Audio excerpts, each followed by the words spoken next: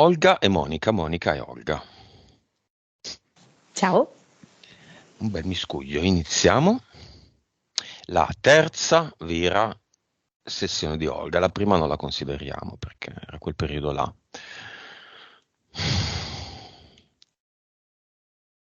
Cinque, quattro, tre, due, uno.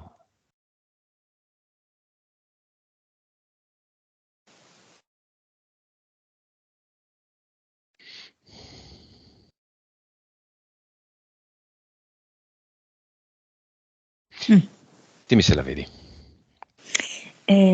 Olga mi sta portando in alcuni cunicoli sotterranei.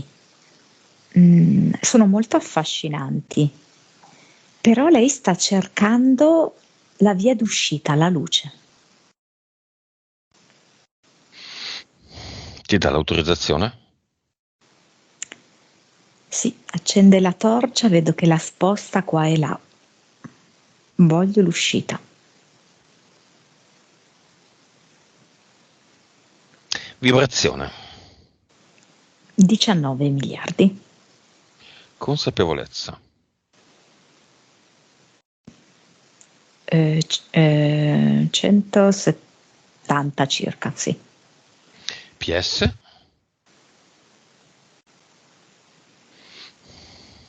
46. Vite. 789. Cervello. 9.2. I valori sono ottimi, Valori ottimi. Tutto? Non lo commento neanche. Tutti e 5. Interferenze eteriche.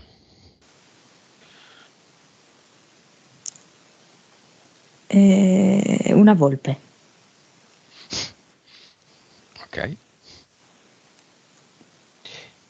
Basta. Un canide. Sì, è un'entità mentale, sì. Quale? Di che tipo? Si chiama The Secret. Che livello? Tra il 2 e il 3, livello 2 e 3. Compito della volpe. È furba? Sì, è furba perché le fa vedere la bellezza di un certo tipo di vita, la tranquillità di un certo tipo di vita e pertanto il desiderio della vita autentica. C'è anche un EDL? Sì, sì. Va bene. Nome attuale del progetto di Olga. La tana nel tronco. Nome della PS di Olga. Aspetta perché non riesco a capire qual è, perché mi fa vedere ago editale. Direi che ago è la PS, editale è la PIE. Mi fa vedere proprio questo movimento del lago che entra in profondità all'interno del tessuto e poi necessariamente però deve uscire in superficie, poi rientra e poi di nuovo esce. Mi fa vedere quindi come la necessità da parte della PS e della PE di non rimanere chiuse, nascoste dentro la tana. Il progetto è la tana nel tronco, ma la necessità di uscire, fare esperienza, vivere la vita fuori. E di lavorare in totale e perfetta simbiosi. Sì, loro due sì, sono molto in collaborazione, certo. Perché l'ago lavora anche senza il ditale, ma lavora meglio col ditale che in qualche modo costituisce l'azione dell'uscita. Una delle due azioni senza la quale non si produce il ricamo, la cucitura. Vabbè, tutte cose che però sappiamo già. Belle, nuove definizioni, nuove immagini, ma le sappiamo già. Va bene, andiamo avanti. Mi fa vedere questa entità mentale The Secret che le tiene una sensazione di nascondimento. Quindi lei nascosta all'interno della propria casa, dei propri affari, diciamo così, e nascoste anche un po' le sue emozioni, che sono un po' appunto nascoste, addormentate, dormienti. Ecco, quindi c'è proprio questa tendenza a non uscire, non emergere in superficie delle emozioni, non uscire lei come personalità, non uscire lei fisicamente all'esterno della sua proprietà e della sua stretta quotidianità.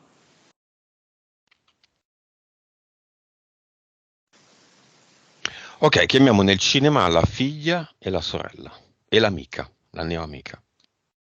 Cioè 2 figlie? Sì. Sì, le figlie, sì, le Le 2 figlie. figlie? Quella grande è molto affaticata, quindi entra con una grande lentezza, con un peso fisico e del cuore, È delle quella con le scettie. punturine, no? Olga, Mm. sì. Ok. Mm. E così, proprio a rallentatore si muove. L'altra è l'opposto, perché è molto agile e si è già piazzata lì, in prima fila, per un ulteriore scambio con la madre. Ce ne sono stati molti, ce ne saranno ancora molti con la madre, no? Di scambi di idee, di scoperte, diciamo così, no? Di ricerche. La PS della grande ci dice se la malattia autoimmune, che è molto peggiorata dopo i 4 shot, è legata appunto ai 4 sciottini, ai 4 Cinivac. Allora sì, è legata a questi 4, ma già esisteva perché è proprio come un voler far comprendere a questa donna ehm, l'importanza della connessione tra il suo cervello e il suo corpo. Il suo cervello, la sua mente è molto bloccata, molto stagnante, me la fa vedere molto nelle paludi, nelle sabbie mobili.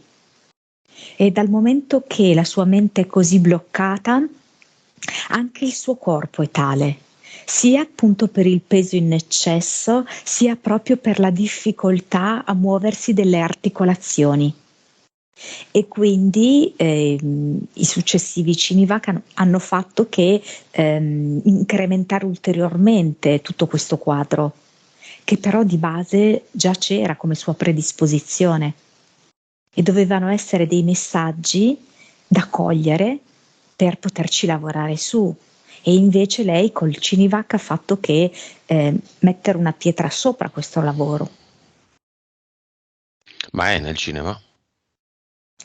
Sì, appunto è arrivata super a rilento, affaticata, sudata quasi per lo sforzo, no?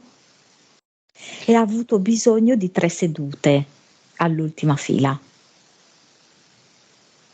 Ah, si sdraia.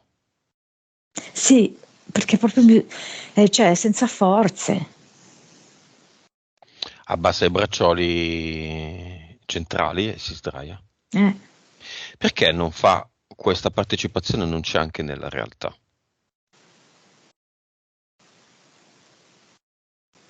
Mi sembra quasi troppo tardi. A volte lo sento. Sento bussare da lontano lontano e la mia PS, ma mi sembra ormai così tardi. Mi sembra di non avere forze. Tardi presuppone un'esistenza del tempo, per di più come concetto di una certa importanza, ma così non è. Il tempo è tiranno, dice lei. Ma lo dice la sua PS? La PS è come se fosse un lumino piccolo piccolo, molto, molto poco luminoso. E senti la sua voce molto lontana, pallida alla luce e molto soffocata la voce della PS. Ok. Sorella.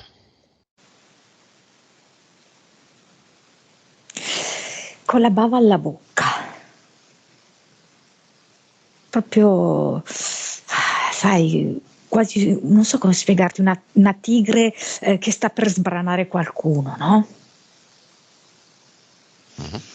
E poi anche con un certo senso di fastidio, la finiamo una volta per tutte? Quasi. Un'affermazione di questo genere. Bene. Eppure viene, sì, ed è nella fila un pochetto, quella dopo la figlia di Olga, quindi leggermente più avanti. L'amica? La neo-amica? La vedo, non so, un po' vacanziera, la vedo, non so, ha un ventaglio in mano, poi ha delle piume, un cappello colorato, molto vitale, molto vitamina, vitality. E Sì, viene sì, molto diciamo. volentieri. Sì, sì, sì, perché è un ennesimo viaggio per lei, ecco. Chiamiamo, se c'è, la, le, fiamme. Fiamma.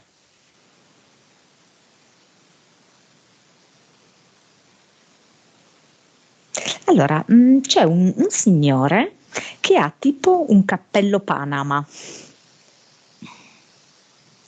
ed è come se fosse un pensionato che ha scoperto il piacere della vita viaggiando, avendo fatto una vita sempre sedentaria. Può essere tipo un lavoro, sai, di banca, una cosa del genere, no? Molto razionale e sedentaria. Ehm, e poi invece proprio ha scoperto la sua natura non so, di persona che ha voglia di vivere e di girare, di viaggiare, di conoscere. Però mi devi cercare in aereo. Quindi c'è. Sì, sì.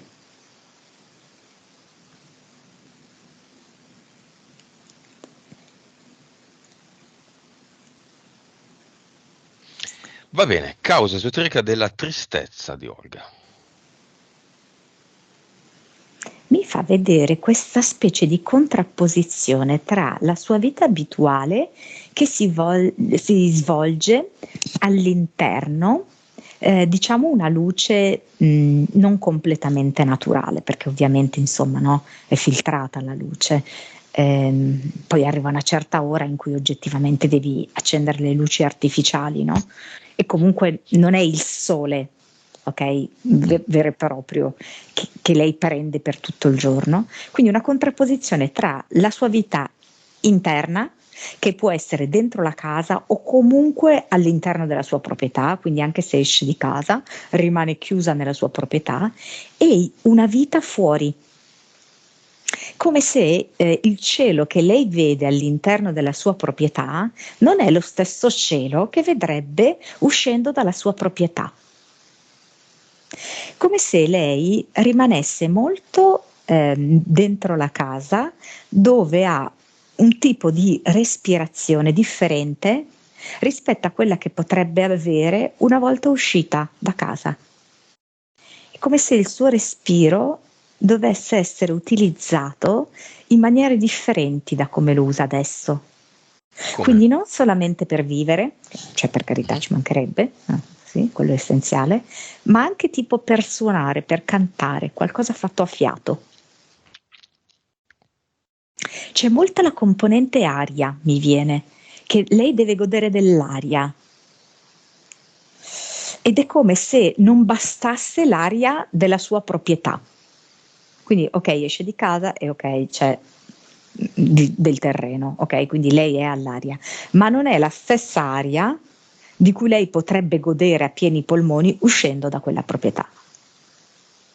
Non è lo stesso cielo, non sono gli stessi uccelli che potrebbe vedere.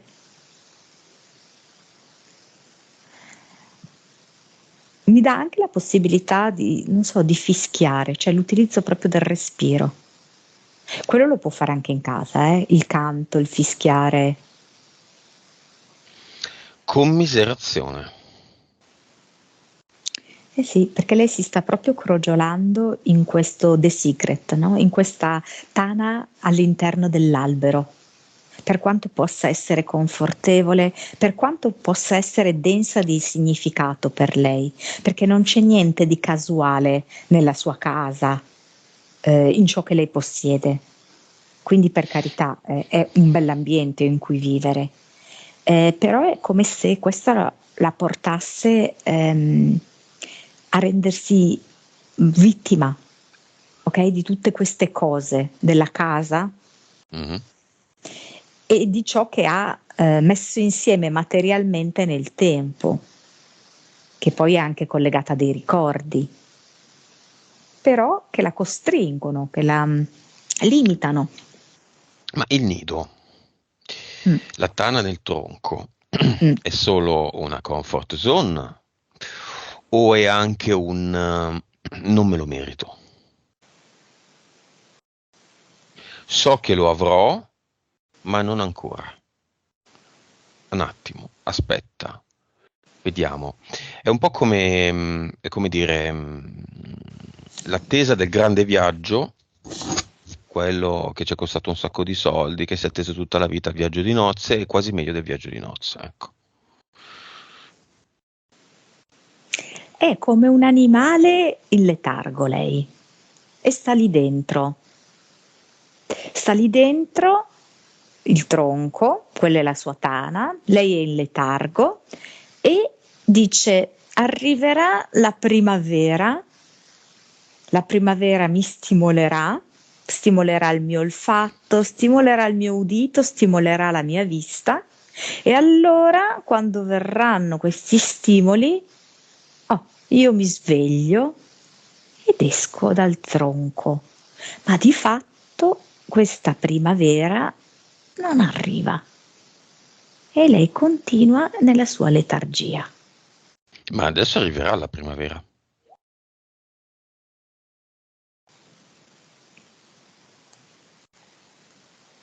Arriva su Player Lines. Mm?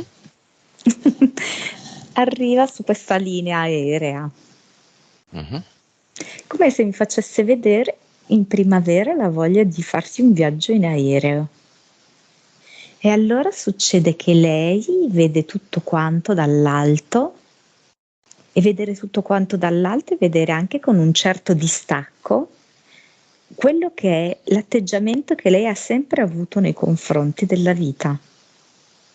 Ed è come se lei da quel momento innescherà dentro di sé una nuova forza e una nuova prospettiva, visione della vita, grazie alla visione data dallo stare sull'aereo. Causa esoterica dei frequenti acciacchi, le piccole malattie di stagione molto frequenti in questo inverno. E la volpe astutamente che per non farla uscire di casa la Mhm. sottopone a questi, diciamo così, malanni che la fanno stare ulteriormente in casa, così che se lei le piglia per un attimo la fantasia eventuale di uscire, c'è lì il malanno a dirle no, ma stai in casa. Quindi è come se in un certo senso questa volpe, anziché offrirle la copertura, la pelliccia, la scopre, la rende più scoperta, quindi più vulnerabile. In questo modo lei si ammalerà e non uscirà, nel caso in cui le venisse voglia.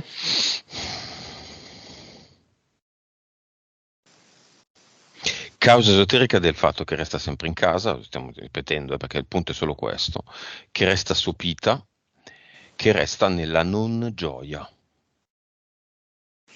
Allora, più volte mentre lei parlava, anche se non ce l'ho chiarissima perché è una vita abbastanza complessa, mi mostra questa vita che ha già avuto con sorella e padre, in cui il padre tipo era un uomo che rimbalzava fra le due donne.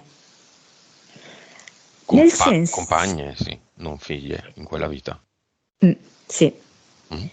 tipo che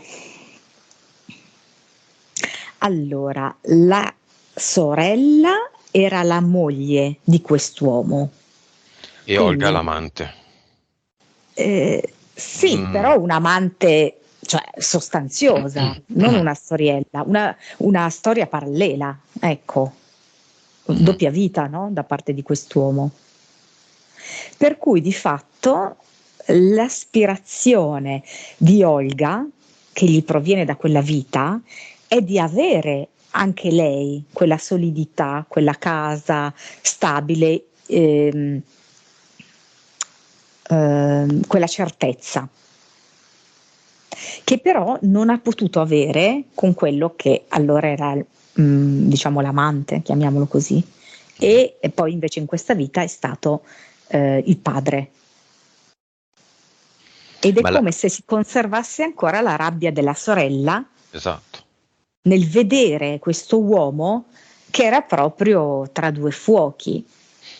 Però diciamo che forse il cuore propendeva di più verso Olga, però poi aveva uno spiccato senso del dovere, per cui in qualche modo ritornava dalla moglie, no?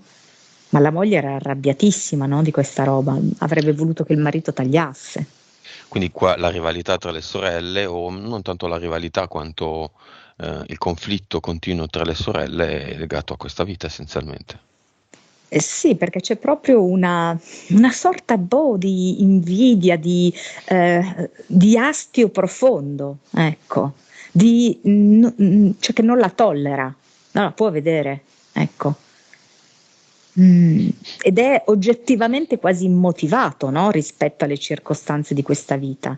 Ed è questa anche un po' litigarsi il padre in vita, le attenzioni del padre. E quindi il risentimento che la sorella ha in questa attuale vita verso Olga è anche molto dovuto al fatto che si è sentita tanto gelosa del rapporto padre-figlia, no? Quante vite fa? No, è abbastanza recente.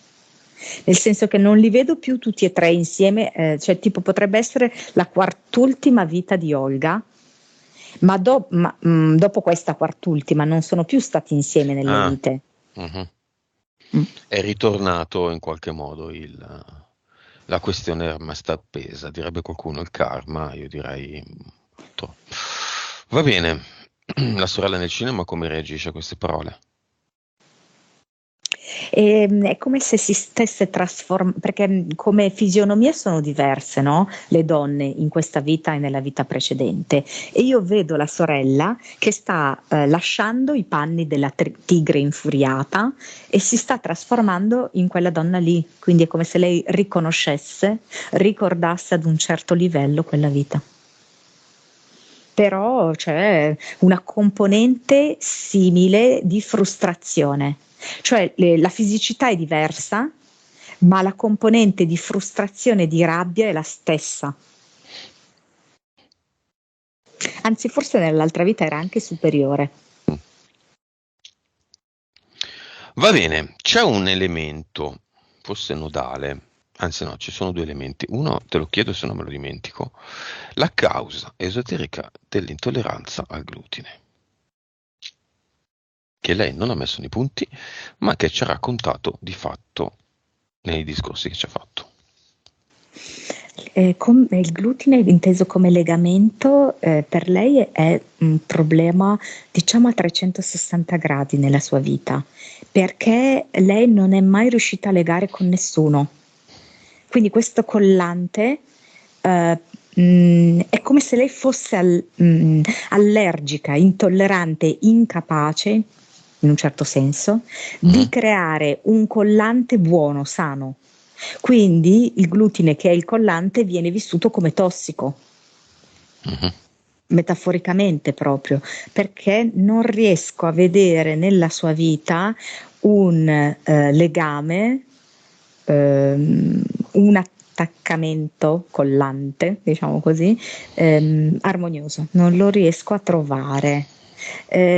Con la figlia piccola sì, e basta forse. E poi dei tentativi ci sono stati, ma come se lei non si è lasciata andare più di tanto, quindi di fatto poi sono rimasti così incompiuti, buttati lì. E poi il resto invece molto difficili, fonti di sofferenza, di difficoltà continue. E quindi mi ricollego alla seconda domanda che ti volevo fare. Lei non sente più.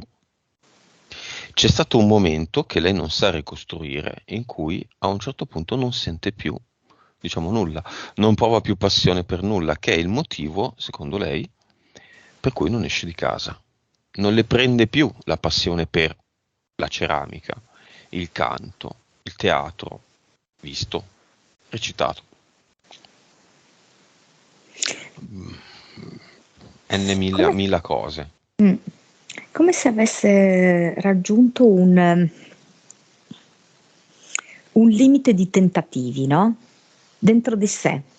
Avesse detto, ma io i miei tentativi li ho fatti tutti. Mhm. E adesso basta, ho finito le mie cartucce. Poiché ho finito le mie cartucce, vado là nella tana, nel tronco, vado in Offesa, letargo. Offesa e commiseratemi. sfiduciata. Chi deve Ormai le ho commiserarla? provate tutte. Chi deve commiserarla? Perché per assurdo è come se in qualche modo ancora cercasse una sorta di approvazione dei genitori. Il padre. Mm. Che ormai appunto non sono più in vita, però è come se fosse ancora lì ad aspettare ehm, sei brava, ti aiuto, ti do una mano, stai facendo la cosa giusta. E invece no, è come se poi lei fosse anche legata a degli episodi spiacevoli anche rispetto a lui, benché fosse un legame molto importante, no? È come se lei avesse fissato, mi fa proprio vedere con le puntine su una specie di lavagna di sughero, con le puntine, degli episodi che l'hanno ferita.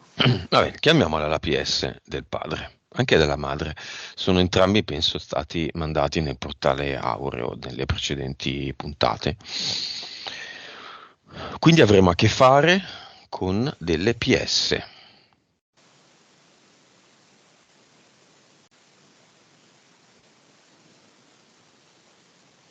È come se volteggiasse sopra il centro culturale eh, Quel centro di cui è culturale lì. stato responsabile per tanto tempo, di cui è stato il padre, ecco, per tanto tempo, no? E non se ne sentisse più parte, ecco, fosse incuriosito, come se dicesse, ma davvero ha dato così tante pene a tutti quanti noi questo? Quasi sorpreso, perché gli sembra quasi un'inezia che ha prodotto così tanti drammi, perdite di tempo, di energie, di salute anche. Perché vedo che a tratti Olga ci ha proprio perso un po' la salute, ecco, dietro a tutta questa vicenda infinita, direi, ecco. Mhm. Mm. E lui sembra molto, non so, con un'ironia quasi distaccata, ecco. Come le vedi le cartucce giocate da Olga? Eh, allora, tra l'altro vedo che sì, se ipotizziamo lei che imbraccia questo metaforico fucile, non si impegna neanche così tanto a prendere la mira. Sì, vedo che lo carica il fucile, però quando è il momento di concentrarsi, di respirare profondamente, perché è molto anche una questione di respiro, no? Lo sparare e fare centro, è come se fosse, sai quando sospiri sconfitta già? Ah, così. E quindi nel momento in cui sta per sparare ed emette questo respiro mezzo, mozzato, Mhm, mhm. è come se la cartuccia scendesse giù a terra. Vabbè, Mm. Si spegne subito. lo ripeta come si deve.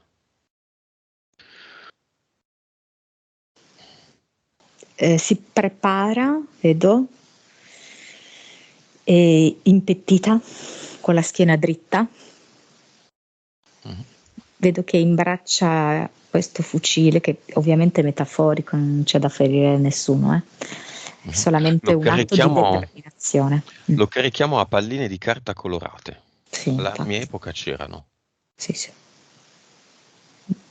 Sì, sì, sono dei bossoli colorati. Ehm, E vedo che prima fa dei respiri profondi, poi vedo che imbraccia questo fucile e guarda attentamente all'interno del mirino.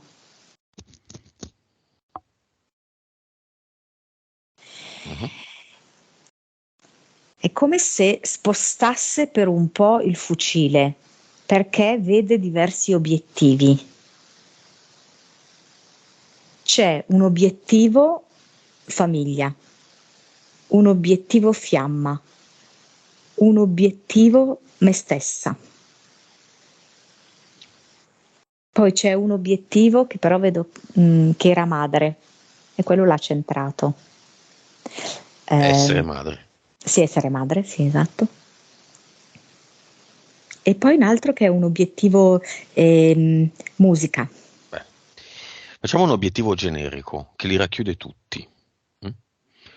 Spari a caso, vediamo se lo c'entra. Molto probabilmente no. No, Ok.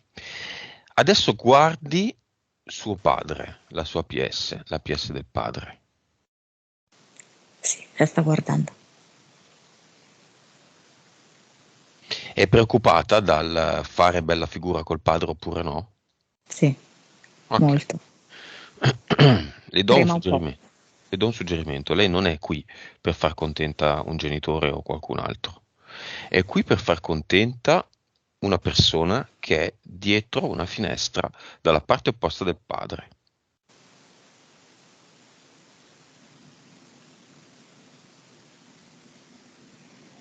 Cosa vedi? Ma sono io, dice? Ma apre la finestra? Non lo so. Mi sembra proprio io.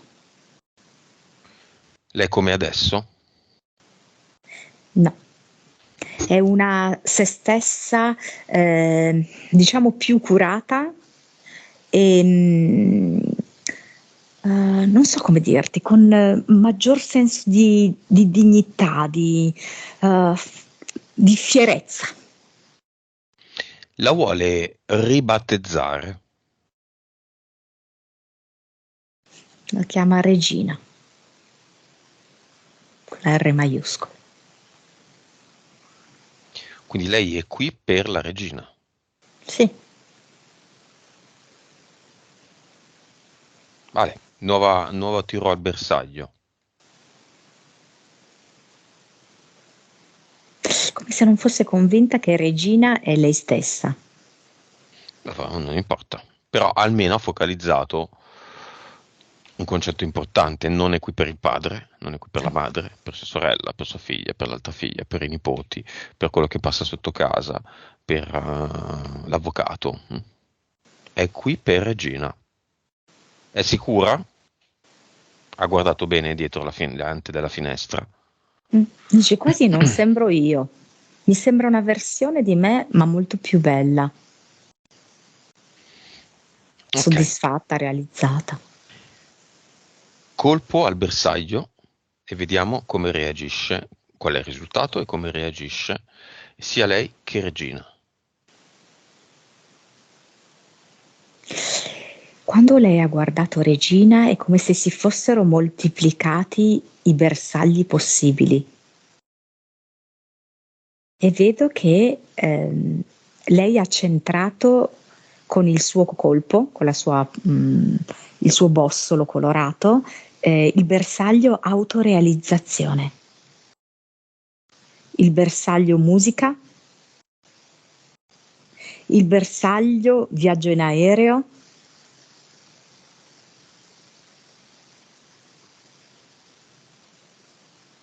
il bersaglio spensieratezza e il bersaglio vitalità, brio, leggerezza. Questi sono su un unico foglietto. Centro? Sì, di tutti questi, sì.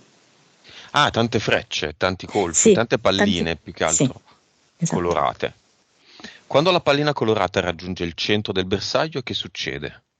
La pallina colorata esiste, scompare, illumina, il bersaglio scompare, si illumina, fa un suono, emette una luce, non lo so, quello che è. Come un fuoco d'artificio, perché è stato raggiunto un traguardo, quindi c'è un festeggiamento, c'è un impeto di gioia. Mhm. Sì, quindi un fuoco d'artificio che rende luminoso, ecco, quel traguardo, illuminato. Quindi sono 1, 2, 3, 4, 5, 5 obiettivi. Poi c'è anche forma fisica. 6.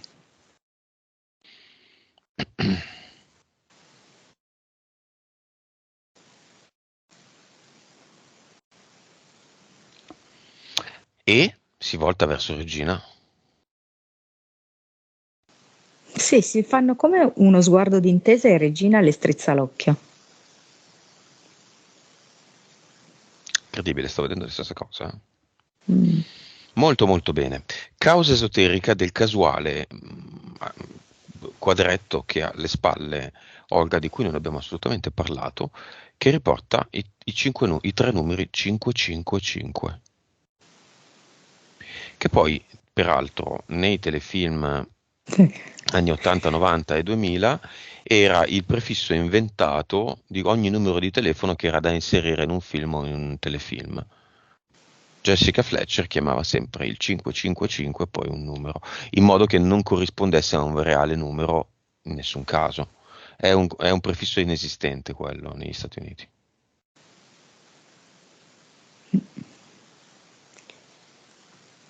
A 5 qua mi fa vedere proprio il pentagono essere umano, eh.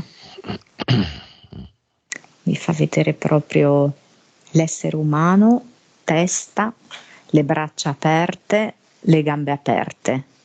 Quindi in totale ovviamente gli arti più la testa fa 5.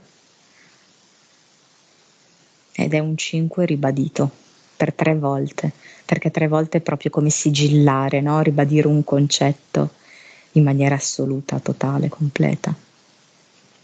Nel suo caso è questo, la Io. completezza dell'essere umano, sì, esatto. Io Dio. Lei quindi torni adesso agli obiettivi, e lei è davanti a questi obiettivi, a questi bersagli, Regina da un lato che la guarda dalla finestra, il padre che la guarda dall'altra parte. Dall'alto, dall'altra parte, sì. Ok, la vuole vedere questa scena anche lei dall'alto. Oggi si direbbe come un drone. Sì, prendo l'aereo e vado a guardarla. Bene. E come la vede dall'alto Regina? Non so, vedo che inizia a ridere. Vuole andare a conoscerla da vicino?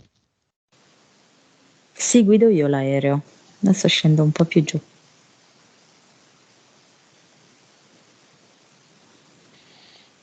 Fronte Regina.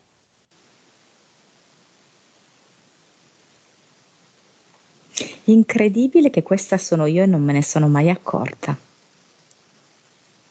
Ma sono proprio io. Guardate, lo vedete tutti che sono io?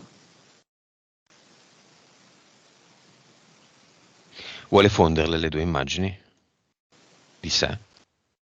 Vuole sostituire una all'altra? Vuole tenere l'originale? Io posso fonderle volando. Io mi avvicino a Regina e mi fondo con Regina, perché in fin dei conti siamo la stessa cosa separata alla nascita. La stessa persona. E mi fa come una specie di viaggio a ritroso. La vedo percorrere i vari anni indietro nel tempo, fino ad arrivare anche alle scuole elementari e poi ancora più indietro, quando lei era proprio piccina.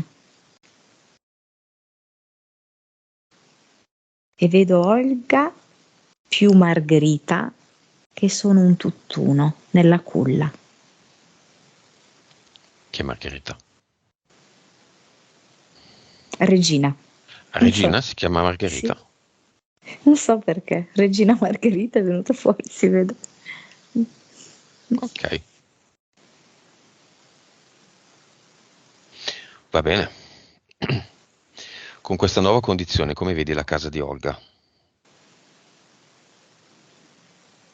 Con tante finestre aperte, come un invito a far entrare l'aria, a essere lei stessa aria, leggerezza, a prendere più connessione con l'aria da ogni punto di vista, il suo fiato, l'aria intesa come odore, l'aria intesa come etere, l'aria che lei può attraversare quando sta su un aereo, l'aria utilizzata a pieni polmoni per cantare.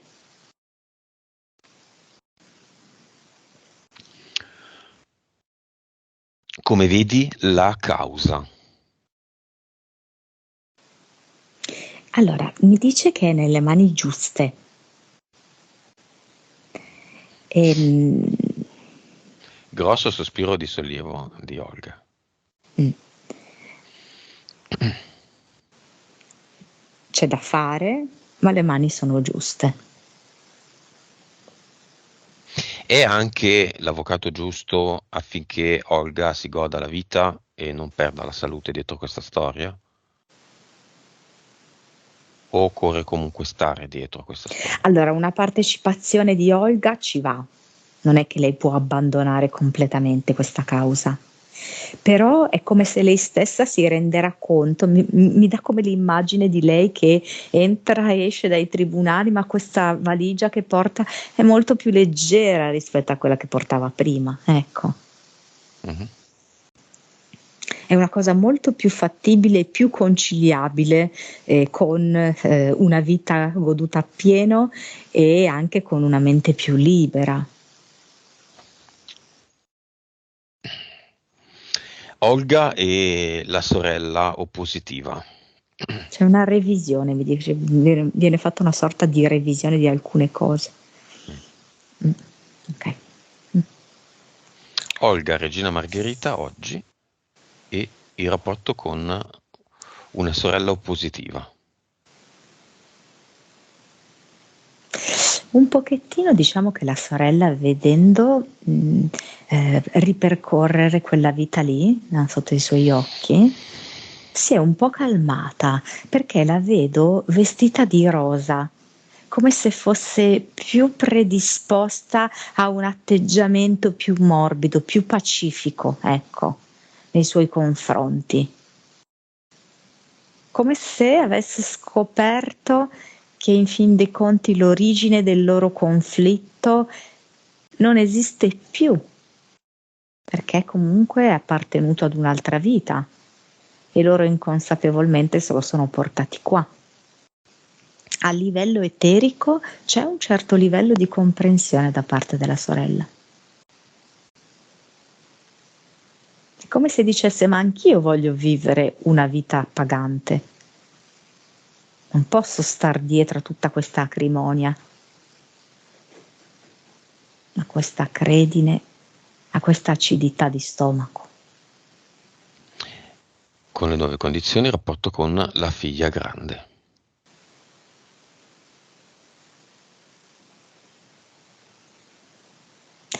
È come se fosse più che altro Olga che riesce a trovare una modalità di rapportarsi a questa figlia che chiaramente è un compromesso, perché certo che se dipendesse dalla modalità naturale e integra di Olga sarebbe in un'altra maniera, ma comprendendo il livello di consapevolezza della propria figlia riesce comunque a trovare una modalità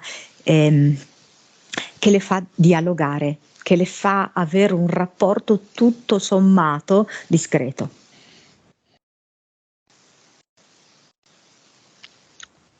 C'è un cluster da andare a sondare.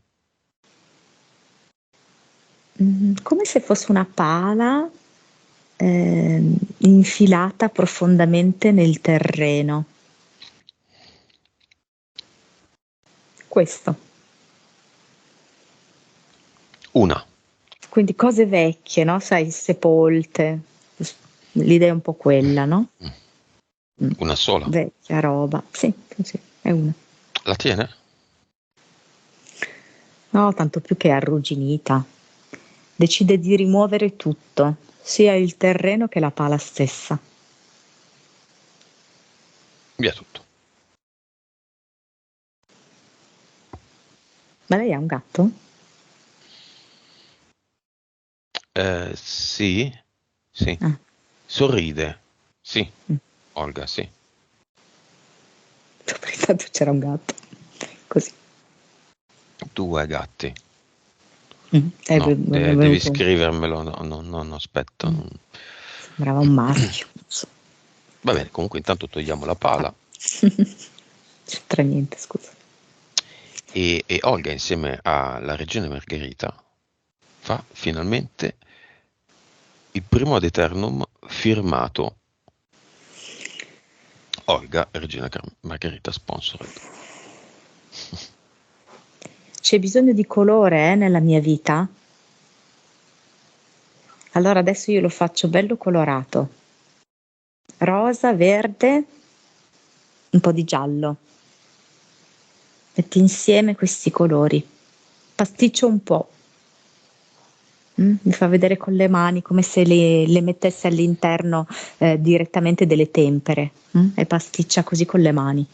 Vuole un po' divertirsi, lasciarsi andare, colorando. E l'ad eternum è così, un po' scanzonato. C'è una gattina che le hanno regalato e che siccome mangiava poco lei ha restituito.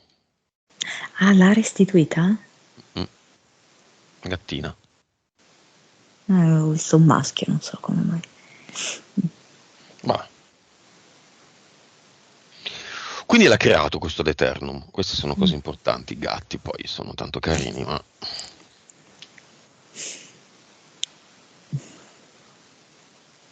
lo vuole creare anche nell'avatar? Nell'avatar? Mm, allora, sì, l'avatar mi aveva dato come una specie, non so come dirti, di lavoro all'uncinetto che sai come rappresentativo di una persona che trascorre tanto tempo a casa. Ecco, l'idea più che altro è quella, di un'attività di questo genere. Quindi questo assolutamente anche lo vuole rimuovere, butta questo uncinetto nel portale definitivo. E anche qui crea, però cantando, come se stesse facendo il solfeggio, diciamo, no? Facendo il solfeggio crea l'ad eternum.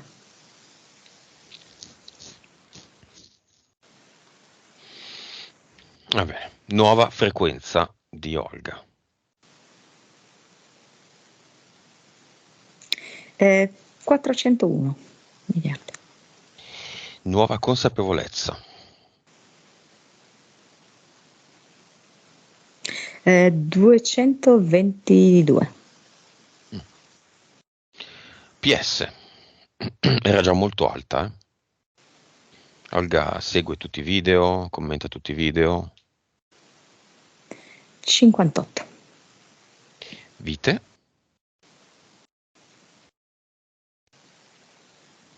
656. Capacità medianiche cervello. 10.4.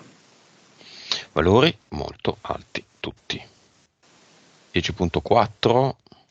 Olga non è più una ragazzina, questo non vuol dire niente, però 10.4 da 9.1, insomma 1,3 punti dopo un livello così comunque alto è tanto.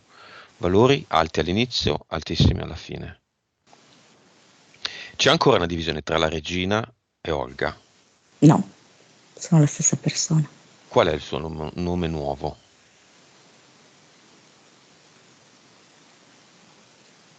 Se c'è. No, non so, re mi dice, però non so perché. Re è come se fosse una nota.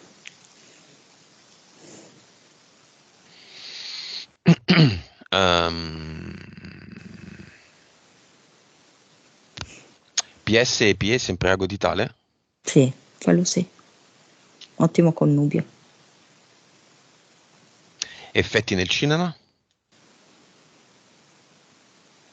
Allora, la figlia più giovane è felice, però sapeva che sarebbe andata così, perché ha piena fiducia proprio nella mamma. Allora, la figlia, quella più grande, da che era sdraiata e senza forze, si è messa seduta a guardare. La vedo che sta un pochettino meglio, un po' più in forze. Ecco, e vedo che sta accennando un timido sorriso. E poi c'è l'altra, l'amica nuova che dice: allora, quando è che partiamo? Si parte, si parte. Bene, come vedi i vari acciacchi di stagione da adesso in poi, Monica, per Olga? E che ci passa anche un po' sopra. Nel senso che magari li ha ancora, no? Per cui capita, si alza un po' raffreddata, un po' di mal di gola, così, però dice: sì, ma non sarà questo a fermarmi.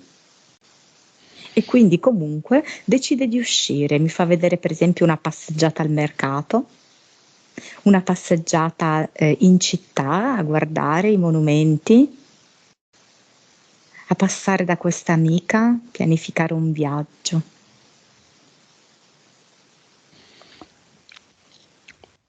E in questo modo rientrano velocemente. Quindi aria fresca, passeggiate, fortificano il fisico. Certo.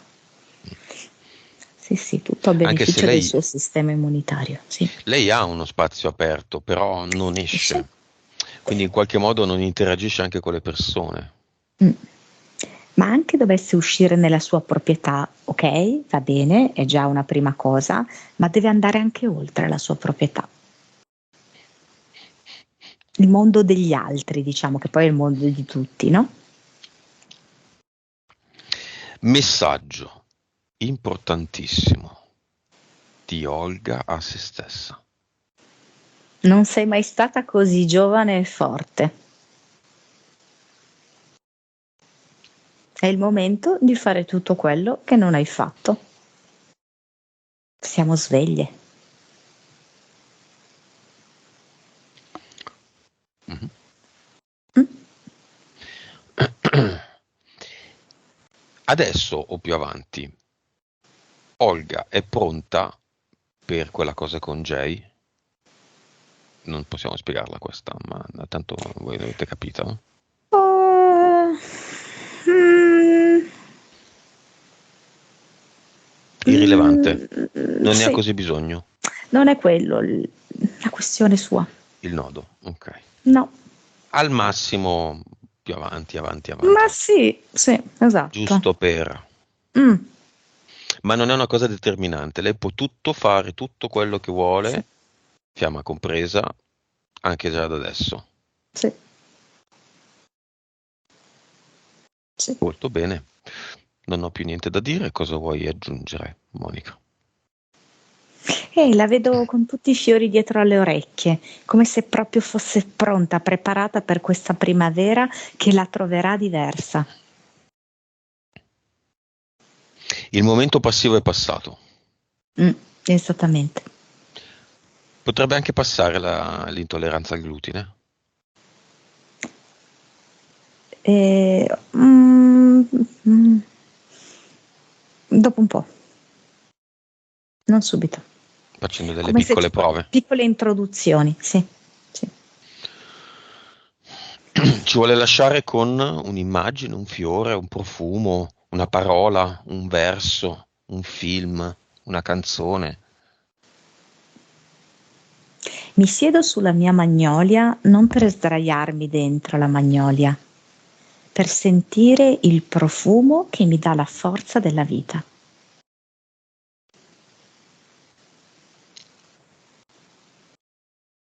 Magnolia bianca e rosa.